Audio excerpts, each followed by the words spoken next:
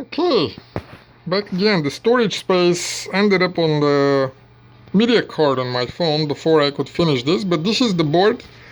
This is literally where I left it off. The surge protection IC is removed, the LAN port is removed, and I just brought the board back to the TV to see what will happen. I connected it, and I'm hoping that it will work, of course, without the LAN port, but the short disappeared with the removal of the surge protector. So what I'm going to do is I'm going to power it on, and I actually saw the backlight coming up.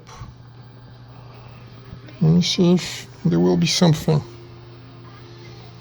Maybe I turn it off. So let's do it again. Power on. I heard a click. Samsung Smart TV. Hope you don't see it upside down. HDMI 1. Well, I don't know if the HDMIs will work, but apparently, and luckily, the processor was good enough to actually boot the board after removing the shortage on it. What I'm going to do is I'm going to need a new surge protector, even though it will work without it. Again, the sole purpose of that little thing is to protect the, as you can see, it didn't protect a lot from what it was supposed to protect.